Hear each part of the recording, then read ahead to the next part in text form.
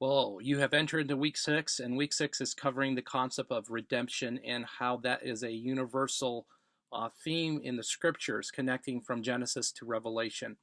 And so, as you're reading in the Old Testament, you're seeing these illustrations of grace, illustration of mercy, in which the writer is communicating to his audience.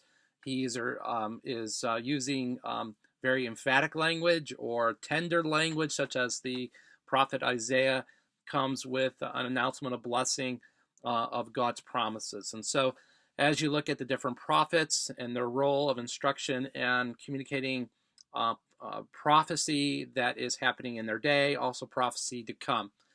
And then as you move into the New Testament, you're beginning to get at the heart of what the Gospels, namely Christ. Christ is going to die. He's going to offer himself as the living sacrifice, which the Jews in the Old Testament offered up a sheep for forgiveness. Now Christ is the Passover lamb. He is the lamb led to the slaughter.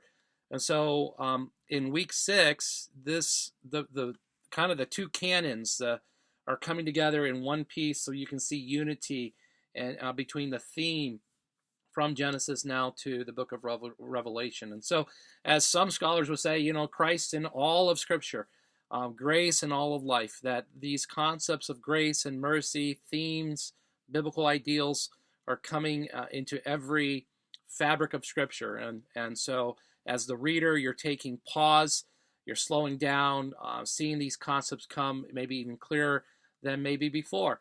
And now as you go back to those scriptures, you're like, wow, this is now really making sense, that there is that common line between the books of the Bible. There's not this separation. And so I hope that encourages you to see a bigger picture of how Scripture ties together.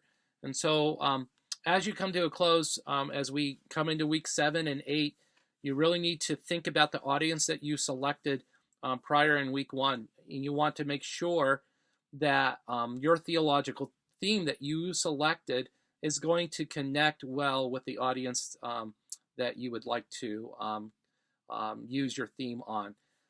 If it's not going to work, I would suggest at this point you need to select a new audience. So be mindful of that. If you're writing to a junior high group, make sure you're using words that make sense, that they can relate to and break down. If it's a non-Christian, know there's going to be some challenges to your theological paper. But nonetheless, be creative, work toward connecting the dots between the books of the Bible. And you do want to land the plane and not spend too much time trying to figure all this out, because it can just end up being very muddy. So if things are still unclear with where you're heading, feel free to call me. Love to talk with you by phone or Skype or Google Hangout.